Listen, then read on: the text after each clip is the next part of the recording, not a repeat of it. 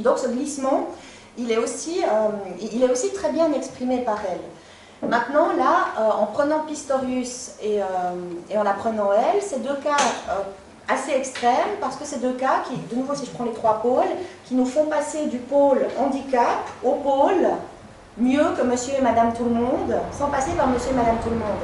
Mais il faut se rendre compte que du coup, ce que ça veut dire, c'est que monsieur et madame tout le monde rentrent dans la catégorie du handicap. C'est la catégorie du handicap qui s'élargit pour inclure monsieur et madame tout le monde. Et ça, cette idée que finalement, si je le disais de manière très simple, que finalement c'est les poils aux jambes qui font, le handicap, c'est un peu ça.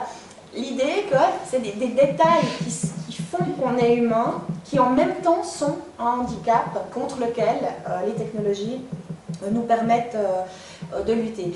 Et là, très rapidement, un rapport américain qui date de 2002, qui a été édité par la National Science Foundation, donc l'équivalent du Fonds national américain, donc l'instance qui décide de quel type de recherche vont bénéficier de financement, là encore c'est pas anodin, sponsorisé par le département du commerce, donc là aussi il n'y a pas besoin de faire un dessin pour voir les liens avec l'économie, qui ont sorti ce rapport de 500 pages qui s'appelle, qui suppose que toutes les technologies maintenant ne doivent plus se contenter d'évoluer en parallèle, qu'elles doivent converger entre elles avec pour but, et c'est ce qui est dit dans le surtitre, le but c'est d'augmenter la performance humaine. Donc il l'affirme haut et fort, ce projet de Kevin Warwick, c'est quelque chose qui est affirmé comme étant un but prioritaire dans ce rapport. Et alors, je vous ai pris juste deux petites citations qui montrent quelle est la représentation de l'humain qui transparaît à travers ce rapport. Alors, c'est le militaire de nouveau qui est central, mais étant entendu que le militaire est un prototype du citoyen américain, qui lui-même est un prototype du citoyen mondial. Donc voilà, on nous dit que les systèmes militaires, beaucoup de systèmes militaires sont limités dans leur performance à cause de l'incapacité du corps humain à tolérer des hauts niveaux de température, d'accélération, de vibration ou de pression, ou tout simplement parce que les humains ont besoin de consommer de l'air, de l'eau et de la nourriture. Et donc, tout le rapport est orienté sur le fait que dans le tandem constitué par l'humain et la technologie, elle est fiable. Et donc, le maillon faible, j'aime bien cette idée du maillon faible, le maillon faible de la chaîne constituée par les humains et leur outillage technologique, ce n'est pas la machine, c'est l'humain. Et ça, on le retrouve, il y a d'autres anthropologues que moi qui ont noté ce genre de choses. Il y a Victor Scardilli en particulier, qui est un anthropologue qui a travaillé dans les avions. Il a travaillé avec des pilotes et avec des ingénieurs qui fabriquent des appareils de pilotage automatique. Et là, il fait un commentaire sur comment les gens qui fabriquent les pilotages automatiques parlent des pilotes. Et donc, aucun humain n'est parfait, même les meilleurs pilotes, et une sélection rigoureuse, une formation aussi perfectionnée soit-elle, n'élimineront jamais cette source de faute, d'erreur, d'accident. Son corps ne lui fournit pas des informations toujours fiables, sa vue est imparfaite ou erronée. Ainsi, sa mémoire connaît des défaillances. Il ne sait pas toujours distinguer l'essentiel des problèmes secondaires. Il commet des fautes d'inattention, des confusions. Et là aussi, c'est à partir d'un discours comme celui-là que les ingénieurs en aéronautique justifient le fait qu'il faut absolument développer des pilotes automatiques pour justement combler toutes ces déficiences, tous ces handicaps de l'humain standard. Alors, maintenant, que je m'éveille, je parle beaucoup, hein. J'essaie de me dépêcher un petit peu parce que j'arrive à la génétique quand même. Mais avant d'en venir à la génétique, quand même, j'aimerais revenir sur une autre expérience de Kevin Warwick, son expérience précédente, celle qui date de 1998. Donc la première expérience qu'il a faite, dans son processus de... Lui, il ne se définit pas comme transhumaniste, il dit qu'il veut devenir un cyborg. Lui, son horizon, c'est transcender la condition humaine pour devenir le premier d'une autre espèce qui sera le cyborg. Et donc, le premier pas dans cette direction, c'était en 1998, quand il s'est fait implanter la puce que vous voyez à droite. Là, la pièce, c'est à peu près l'équivalent d'une pièce de 1 franc. Hein, donc, replacez-vous, on est 4 ans plus tôt que l'expérience que je vous ai montrée avant. Donc l'implant est aussi plus gros. Il a fait quelque chose de beaucoup moins invasif. Vous voyez que ça a été fait, c'est pas un cadre chirurgical comme le précédent. Et là, c'est en fait un implant qu'on lui met en sous-cutané. C'est un implant qui sert de contrôle d'accès. Et je trouve que cette expérience-là, elle nous dit aussi quelque chose par rapport à ce que je vous ai dit tout à l'heure, enfin ce que je viens de vous dire, par rapport à cette représentation de l'humain. Parce que le problème, c'est que alors voilà, si on écoute Pistorius, bon voilà, c'est coupez-vous les jambes pour courir plus vite, on voit que dans son horizon à lui, le but c'est s'améliorer, pourquoi? Pour courir plus vite. Elle est focalisée sur le nombre de paires de jambes et l'absence de poils. Donc elle, c'est plutôt une amélioration dans le sens esthétique, on conçoit, et les mannequins, enfin, déjà, ce que tous les deux entendent par amélioration, c'est dans des champs différents. Ensuite, je vous donne l'exemple de l'aéronautique, où ce qu'on demande, c'est de la précision dans l'analyse, enfin, c'est encore d'autres qualités qu'il faudrait améliorer. Donc selon le travail qu'on fait, selon qui on est, on ne se compare pas avec la même machine, finalement. Et donc, la question qu'il faut se poser, c'est de se dire, mais vers quoi est-ce qu'on va? Et je trouve que cette expérience de Kevin Warwick, malheureusement, je dirais, elle nous montre qu'il n'y a pas de... Moi, je pense qu'il n'y a pas de limite autre que technologique. Et que ce qui est technologiquement disponible, bah, ça devient la référence à partir de laquelle on se compare et on se positionne négativement. Donc cette expérience-là, c'était une expérience dans laquelle il a eu ce petit implant en sous-cutané et il a été énormément critiqué. Tout le monde a dit, parce que cet implant sous-cutané, bon ça c'est déjà, non je n'aurais pas dû vous mettre ça parce que ça vous distrait. Cet implant sous-cutané, c'est un implant qui lui servait de contrôle d'accès, c'est-à-dire qu'on est vraiment un cran en arrière par rapport à l'autre expérience, il n'y a pas d'échange bidirectionnel, c'est juste lui qui donne des informations. C'est comme quand vous allez à Migros et que vous scannez un article. Lui, il arrivait le matin dans son labo, il passait devant le lecteur, il était scanné, et l'ordinateur, du coup, savait qu'il était arrivé, et puis les lumières pouvaient s'allumer, il y avait une voix qui disait « Good morning, Professor Warwick », pour mettre en bonne disposition pour la journée.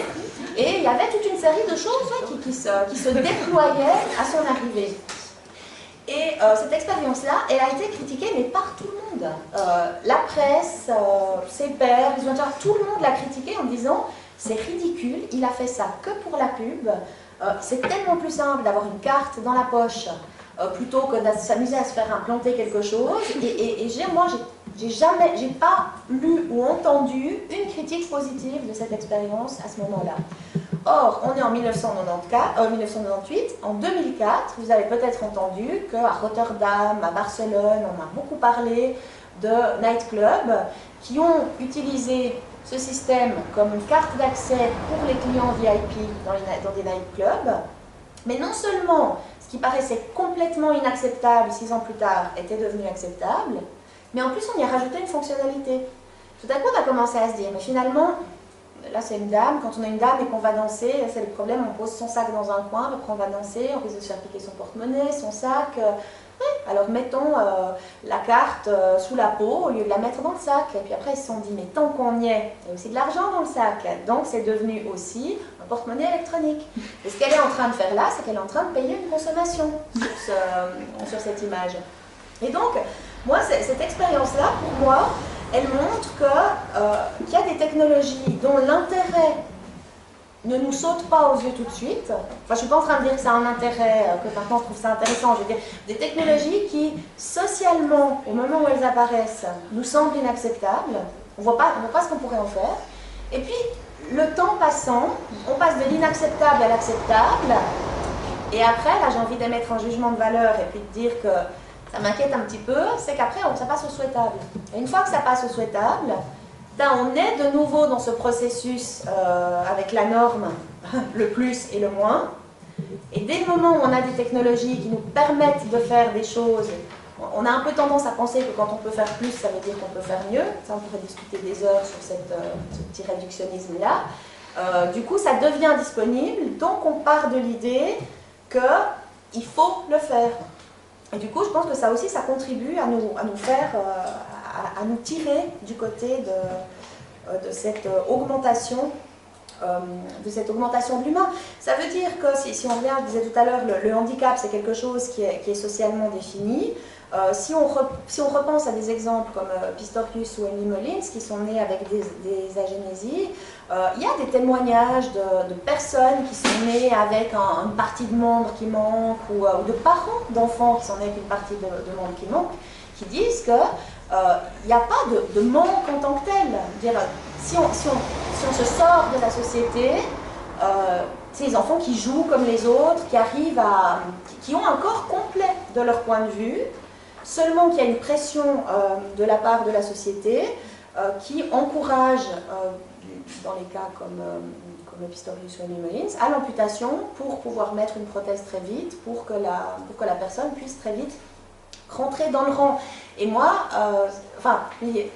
je l'ai dit en préambule, ça veut dire qu'on n'avance pas du tout dans l'acceptation qu'on a de l'arrivée d'un enfant handicapé.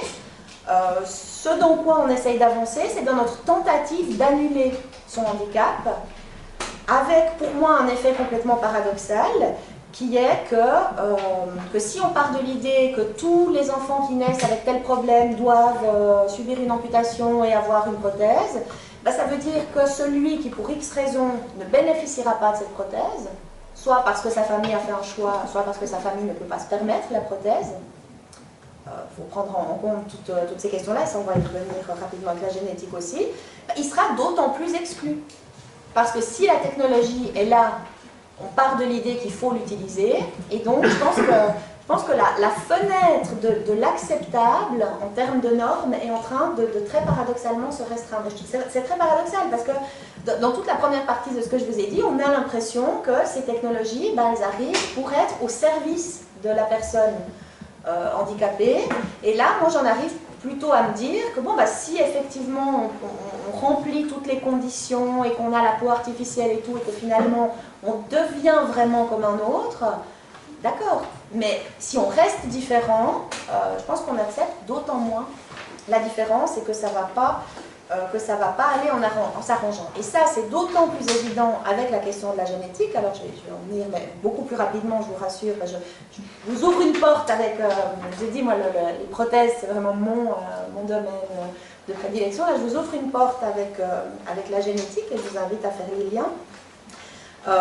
Quand je dis génétique, je fais un multipack, la thérapie génique, mais aussi et surtout la médecine prédictive.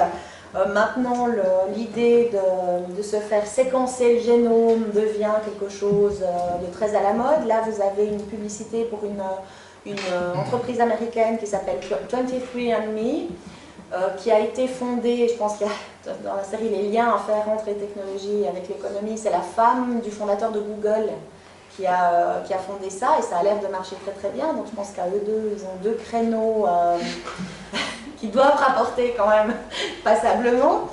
Toujours est-il que j'ai oublié de mettre l'adresse du site, je suis désolée, mais j'ai pris ça la semaine dernière sur leur site. Pour 99 $, vous pouvez avoir un diagnostic prédictif des éventuelles prédispositions que vous avez pour certaines maladies. Alors, maintenant, on pourrait encore élargir le débat. Je vous dis juste ça en 2 mots, parce que là, je suis focalisée sur la médecine et le handicap, mais il y a des gens qui font appel à cette entreprise pour... j'ai un exemple en particulier d'une famille. La mère a des yeux bleus, le père a des yeux bruns, ils ont une fille qui a des yeux bruns, et ils ont fait appel à cette entreprise pour savoir si leur fille était porteuse du gène des yeux bleus et savoir s'ils avaient l'espoir d'avoir un petit enfant qui aurait des yeux bleus selon qui leur fille épouserait. Donc il faut que ça donne quand même déjà le cadre aussi de ce à quoi ça peut aboutir de nouveau en termes d'usage.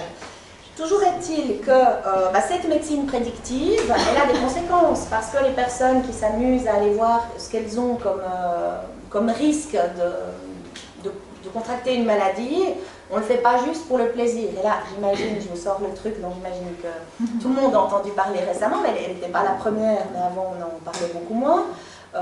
Angelina Jolie qui fait une mastectomie parce qu'elle s'est rendue compte qu'elle a je ne sais plus combien de risques d'avoir un cancer du sein, Et donc, elle ne veut pas affronter le risque du cancer du sein, donc elle fait une mastectomie avec reconstruction mammaire. Et depuis, c'est ce qui est un peu résumé là, les demandes, semble-t-il, du nombre d'appels, de demandes de prédiction génétique a beaucoup augmenté. Elle fait des émules, disons. Elle a donné, moi j'avais entendu parler d'autres cas avant elle, mais qui n'étaient pas des cas qui étaient médiatisés, donc ça ne créait pas un effet de mode, j'ai presque envie de dire, mais elle crée presque un effet de mode. Et qu'est-ce que ça veut dire un cas comme celui-là? En fait, je vous parle de plein de célébrités ce soir. Hein. Qu'est-ce que ça veut dire? Ça veut dire qu'elle est en bonne santé. Elle était en bonne santé avant son opération. Elle avait juste un risque d'avoir un cancer. Donc ça veut dire qu'on a fait rentrer... Elle est quand même devenue la patiente de quelqu'un. Ce que je veux dire, c'est qu'un individu en bonne santé, avec ces technologies prédictives, devient un patient. D'ailleurs, avec toute la médecine préventive, c'est la même chose. Hein. Vous devenez des malades. Tout individu sain devient un malade en puissance. Donc, pour le corps médical, on devient des patients. Et là, avec la médecine prédictive, je trouve que c'est assez évident. Et de nouveau, je vous invite à reprendre mon échelle avec « je suis là, je suis en bonne santé »,« je suis là, je suis malade ou handicapé »,« je suis là, je suis un surhumain ». Angelina Jolie, elle était là. Elle était là, mais elle est devenue quand même une patiente. Ce qui, de nouveau, pour moi, montre que la catégorie qui était là, elle tend maintenant à englober celle de cette norme qui devient toujours plus petit. C'est le pathologique, au fond, si on prend le tandem pathologique et normal ou sain, c'est le pathologique qui tend à s'élargir pour englober toute une série de caractéristiques qui devaient jusque-là être saines. Et alors, ce qui est terrible, j'ai envie de dire, je vous dis un peu en termes de mon opinion derrière les analyses que je fais quand même, c'est qu'en plus ça se fait de plus en plus tôt. Parce que là, on a Angelina Jolie, elle est là, elle est déjà née il y a longtemps, elle est déjà un être humain constitué avec un certain âge. Maintenant, finalement, si elle était si elle n'était pas encore née, peut-être que sa mère aurait fait un diagnostic prénatal. Maintenant, on est à l'ère du diagnostic prénatal. Quelque part, nous, on est déjà un peu des échecs du système, parce qu'on est venu au monde sans qu'on puisse être testé avant. Là, vous allez voir Bienvenue à Gattaca bientôt. Je pense que là, je fais la transition avec le film, quoi. Parce que le diagnostic prénatal, c'est aussi déjà en train de devenir dépassé, à l'heure où maintenant on parle de diagnostic préimplantatoire. Et il y a des témoignages de gens qui, bien qu'étant tout à fait féconds, ayant peur du cancer du sein, font recours à de la fécondation médicalement assistée pour pouvoir sélectionner les embryons. Alors déjà, je ne me souviens plus de comment ils arrivent à tester ça, mais ils arrivent à savoir qu'un embryon, que parmi les embryons qui vont donner des filles, qu'il y en a qui ont un certain risque, et donc ceux-là, on les élimine. Et la famille dont je parle là, c'était présenté tout à fait sérieusement dans le magazine de l'EPFL, c'était présenté comme étant quelque chose de tout à fait positif, une famille dans laquelle il y a eu plusieurs cancers du sein, qui se protège, qui protège sa descendance du cancer du sein en pratiquant un eugénisme embryonnaire, en éliminant tout de suite les filles qui ont un risque d'avoir un cancer du sein. Et là, en fait, là je fais les liens avec encore autre chose auquel je vous invite à penser, qui est qu'il y a des sociétés dans lesquelles être une fille, c'est un handicap. Donc, si on met bout à bout tout ça, parce que, de nouveau, quand on parle du diagnostic préimplantatoire, on nous parle de maladies et de handicap, on nous parle de choses dont on est sûr qu'ici et maintenant, on est tous d'accord pour les mettre dans la catégorie maladie et handicap.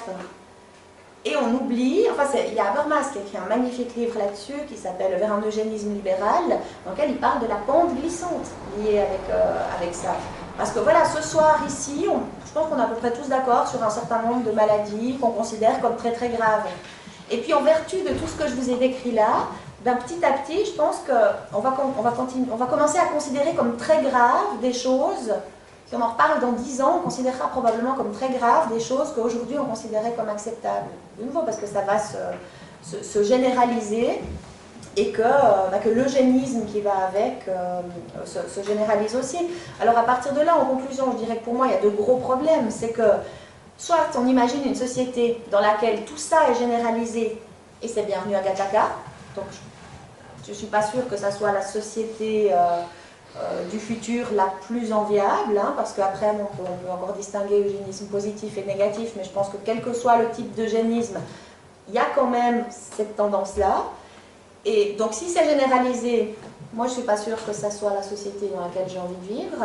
Et si ce n'est pas généralisé, je ne sais pas ce qui est pire finalement, parce que si ce n'est pas généralisé, eh ben, qu'est-ce qu'il en est de tous ceux que j'évoquais déjà pour la question des prothèses, qui soit par choix décident qu'ils ne veulent pas réaliser le diagnostic préimplantatoire et qui veulent prendre l'embryon comme il est, et qui, pas de chance, donnent naissance à un enfant handicapé, la société, à mon avis, sera de moins en moins ouverte à cette possibilité. Après, il y a la question du coût. On est déjà dans une société à 2 vitesses. Donc, clairement, on parle de technologie, qu'on parle de la génétique ou des prothèses, on parle de technologies qui ont un coût énorme. Et là, quand on s'appelle Angelina Jolie, je ne sais pas ce qu'on a comme compte en banque, mais j'imagine que suite à la mastectomie, c'est pas difficile de trouver un très bon chirurgien esthétique, très coté, qui l'a reconstruit encore mieux qu'avant, si c'est possible. Par contre, toutes les madames tout le monde à qui elle a donné l'idée de faire le test, enfin, ça ne va pas suivre. Je veux dire, elle va mettre dans l'embarras beaucoup de personnes, alors que là, elle a été présentée par les médias comme courageuse. Je ne sais pas si vous avez entendu ça, moi ça m'a beaucoup frappé. On parle de son courage. Et je me disais, est-ce que c'est si courageux que ça, justement, quand on sait qu'il y a un chirurgien esthétique qui va arriver derrière et qui va résoudre le problème, est-ce que le courage, ça n'aurait pas été de prendre le risque? Or, le risque, c'est quelque chose qui n'est plus acceptable du tout. Et en conclusion, je pense que l'exemple qui concrétise tout ça et qui est déjà tout à fait d'actualité, c'est l'exemple de la trisomie 21. Je pense que tous les dépistages, alors là on n'est pas au préimplantatoire, on est au prénatal, les dépistages actuels, dont on sait que quand le dépistage montre que l'enfant atteint de trisomie, on sait aussi que la plupart des grossesses sont interrompues. Elles sont interrompues sous l'étiquette interruption médicale de grossesse et pas interruption volontaire de grossesse. Interruption médicale, je fais un peu provocation pour vous faire réfléchir au final, hein, mais on peut se demander, interruption médicale pour qui? La santé de la mère n'est pas en danger. La santé de l'enfant, on ne sait pas si l'enfant va être atteint. Il y a un certain nombre de pathologies associées à la trisomie, mais qui ne touchent pas tous les enfants. Donc, je dirais que c'est thérapeutique pour la société. C'est la société qui, du coup, n'a pas à prendre en charge des personnes différentes.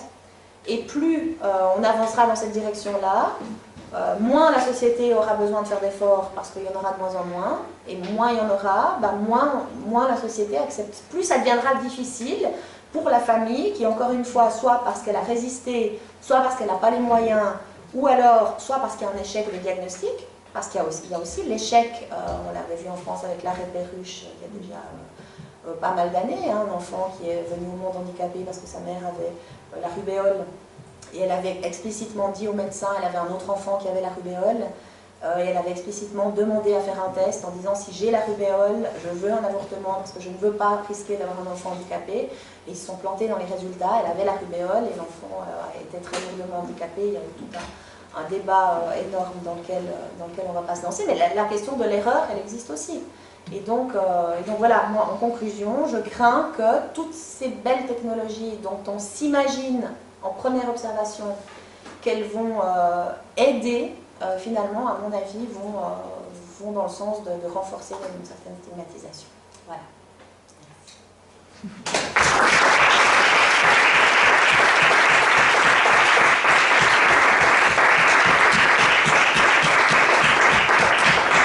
On va prendre un petit moment pour des questions, donc si vous avez des questions, posez seulement. Je ne sais pas si vous avez eu connaissance du cas aux États-Unis de cette jeune fille qui s'appelle Ashley. C'est aussi une situation tout à fait révélatrice, je dirais, du lien entre ces pratiques néo-eugéniques, technologiques et les philosophies de type utilitariste, Peter Singer, je ne sais pas si vous connaissez, qui démontre que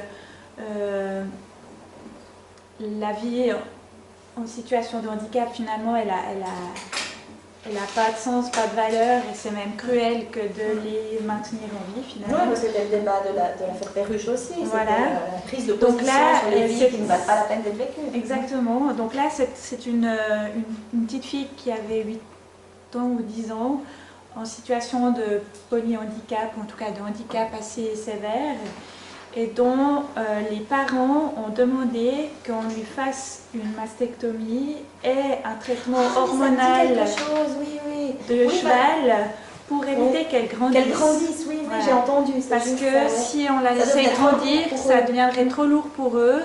Et que c'était. Vous avez raison, c'est un cas très important. Que c'était cruel.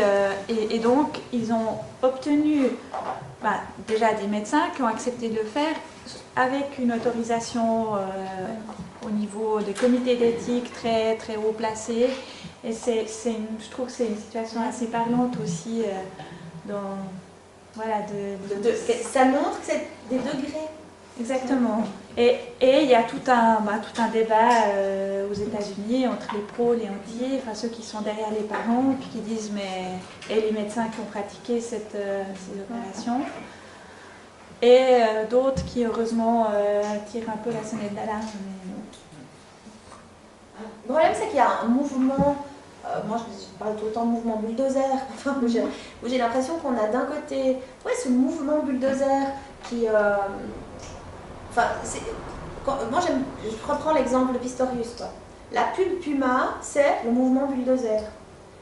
Et le fait qu'à un moment, on lui ait dit de ne pas concourir avec les valides, c'était une résistance. Le problème, c'est qu'on voit que les résistances, elles sont toujours assez flottantes, et que finalement, elles n'arrivent pas à remettre en cause le grand mouvement de fond. Mais heureusement qu'elles existent, parce que sinon, ça voudrait dire qu'on est dans une société qui relève du totalitarisme. Ça montre qu'il y a quand même des valeurs qui sont des valeurs contradictoires. Et on est aussi porteur de ces valeurs contradictoires. On a tous des niveaux de croyances qui se superposent. Mais c'est vrai que dans des exemples comme ça, aux États-Unis en plus, ces débats ils deviennent vite très enflammés. Ouais, c'est un très bon cas. C'est une question sans doute très vague et puis finalement c'est à répondre. Mais finalement, face à le bulldozer, comme vous dites, est-ce qu'il y a encore quelque chose qu'on peut faire? Et puis finalement, qu'est-ce qu'on pourrait faire? Je trouve pas que ce soit un... Non, je trouve que c'est une très... Non, c'est la question de fond. Alors moi, je dirais que si je pensais qu'il n'y a plus rien à faire, je ne serais pas là déjà. Je pense que d'en discuter, d'en prendre conscience, c'est le premier pas. Après, le problème, c'est comme quand on parle d'environnement. En fait, on a affaire à une problématique qui est c'est la même problématique prise par deux bouts différents. Quand on parle de l'environnement, quand on parle des ressources naturelles qui s'épuisent, quand on dit qu'on va droit dans le mur du point de vue écologique, la plupart des gens disent oui, mais après ils repartent, ils reprennent leur voiture. Ah, ce soir je suis venue en train pour une fois, donc, ce soir c'est bon. Mais c'est difficile d'être en adéquation entre ces pratiques individuelles de confort et des choses, même si on en a pris conscience. Et j'ai l'impression qu'avec ce que je suis en train de dire là de l'humain, on a 20 ans de retard par rapport à l'environnement. Il y a eu un moment où des gens disaient attention, il y avait quelques petites lumières rouges qui s'allumaient, attention pour l'environnement, mais c'était pas le paradigme dominant. On continuait à dire on continue, des ressources, on en trouvera encore, il n'y a pas de problème. Et maintenant, même, alors que maintenant les lumières rouges sont devenues énormes, on voit que même là, c'est extrêmement difficile. Donc, c'est pas rassurant ce que je suis en train de dire là. Ça veut dire que je me dis, là, on en est au début des petites lumières rouges. Voilà, on a tout manipulé, on a tout maîtrisé dans l'environnement, on est en train de faire la même chose dans l'humain. Donc on en est à ce petit balbutiement, mais si on fait la même chose que pour l'environnement, ça veut dire que même quand on en aura vraiment pris conscience, ça sera peut-être même encore plus difficile de changer nos pratiques individuelles, quoi. Je trouve que c'est ça qui est délicat, c'est qu'entre moi comme individu qui vit confortablement avec mon iPhone et qui, si on me dit ben voilà, votre cœur est complètement fichu, mais on a un super prototype de cœur artificiel qui va permettre de prolonger votre vie de 40 ans, de faire rajeunir et tout. Je sais pas, peut-être que je vais dire oui si c'est ça, ou mourir la semaine prochaine. Ça, c'est différent que de prendre la distance et de me dire mais c'est quoi une société dans laquelle on aura tous dit oui à cette proposition-là et on n'a pas du tout en train de construire les structures sociales qui vont avec. Mais entre en prendre conscience, en prenant de la distance et être cohérent comme individu, je trouve qu'il y a un fossé, donc je ne sais pas quoi vous dire, effectivement. Mais je pense qu'en en être conscient, c'est déjà un pas. Pour vous rassurer un peu, c'est que je connais un petit peu le sujet. Je fais un travail de bachelor au sujet du diagnostic prénatal. Il y avait déjà des pépinières en 1980 et quelques. Oui, bah alors c'est dire qu'elle ne s'allume pas vite. Non, mais de toute façon, le problème, c'est que l'eugénisme, c'est pas nouveau. Je veux dire, le problème, c'est qu'on a la mémoire courte aussi. C'est que l'eugénisme, on a en Europe quand même un lourd passif avec l'eugénisme. En 99, Peter Sloterdijk, le philosophe allemand, avait soulevé un tollé parce qu'en Allemagne, il a fait une conférence où il a parlé de désensauvager l'humain en le modifiant génétiquement. Enfin, il a fait une référence implicite à l'eugénisme. Toute l'Allemagne est montée aux barricades parce que l'eugénisme, c'est le mot tabou, c'est l'eugénisme. En gros, on a donné, on n'en veut plus. Alors que dans tous les laboratoires, on est en train d'avancer gentiment. Et c'est ça qui est fou aussi, c'est que donc j'imagine bien qu'entre la guerre et maintenant, qu'il y a des gens qui ont fait le lien, mais qui ne deviennent pas plus évidents que ça, c'est quand même c'est inquiétant. Oui. Moi, j'ai beaucoup aimé votre présentation, déjà, pour commencer. Je ne partage pas votre peur. Parce que je crois qu'on se retrouve comme on s'est toujours trouvé dans l'histoire des hommes, face à des nouveautés, et puis on est effrayé par rapport au changement que ça va apporter. Quand les premières voitures ou les vélos ont été inventés, on se pose la question si on avait encore les muscles qui permettraient de nous déplacer à pied. Mais, enfin, je veux dire, sans arrêt, on a eu toujours des oppositions par rapport à la technologie. Mais les craintes et les espoirs, c'est les mêmes. Oui. On voit que c'est les mêmes avec le train, c'est les mêmes avec l'électricité. Mais la question, c'est surtout la question politique, la question fondamentale, la question des droits. Parce que l'eugénisme en soi, pour moi, on a fait une grosse différence entre l'eugénisme qui est pratiqué par la force et l'eugénisme qui est pratiqué par les choix. Où on est face à une personne qui a effectivement un problème dans sa santé, qui sait que son enfant il peut avoir un handicap très profond. S'il fait cette décision-là, c'est que ça ne le garde que lui, et puis sa progéniture. Je ne souhaite pas lui donner des tares. Oui, non, mais justement, on en revient à ce qu'on disait là. C'est pas vrai que ça ne regarde que lui. C'est de nouveau parce que là, ça veut dire qu'au niveau individuel, moi j'ai 2 enfants, mais bien sûr que je ferai n'importe quoi, j'utiliserai toutes les techniques qu'on me propose pour faire en sorte qu'ils aillent bien. Le problème, c'est que je me rends bien compte que je ne suis pas la seule mère à raisonner comme ça. Et qu'à terme, ça veut dire quoi pour notre société? On en revient, bienvenue à Gattaca. Bon, je connais, je n'ai pas encore vu le film. Je n'ai encore pas vu le film. On en parlera après le film. Moi, je pense que on doit respecter les choix individuels qui sont faits par les personnes. Du moment qu'il n'y a pas d'utilisation de la force pour obliger les gens à le faire ou à ne pas le faire aussi. Parce que si on oblige quelqu'un à ne pas le faire, ça me paraît aussi contre-productif. Et puis, c'est totalitaire aussi. Hein. C'est totalitaire aussi. Oui. Je voulais aussi vous remercier pour cette présentation fascinante. Et juste dire, j'ai lu qu'un pays nordique, si je ne m'abuse, le Danemark, a fait inscrire dans son programme de gouvernement, ces programmes qui vont sur 4 ou sur 5 ans de législature, celui d'éliminer totalement la trisomie 21. Dans l'idée d'éliminer une maladie, il y a le fait que, oui, on élimine la maladie, mais ça signifie qu'on ne... C'est pas qu'on ne veut plus la trisomie, on ne veut plus les trisomies. Et dans un exemple comme celui-ci, effectivement, on peut dire le droit, entre guillemets, reste, mais la pression devient de plus en plus forte. Et même dans notre pays, j'ai entendu quelqu'un, c'était dans un débat, qui disait que pour certaines assurances, certains assureurs, le fait d'appeler une personne qui est relativement malade, qui a un traitement extrêmement cher, qui est assez âgé, et de lui suggérer de prendre contact avec Exit ou Dignitas, c'est tout à fait acceptable, dans la mesure où il y a une évaluation qu'on fait de combien ça vaut. Donc c'est un petit peu plus proche, entre guillemets, que ce qu'on croit. Ça semble très distant, et je trouve que le fait de l'accoler à la technologie, les cyborgs,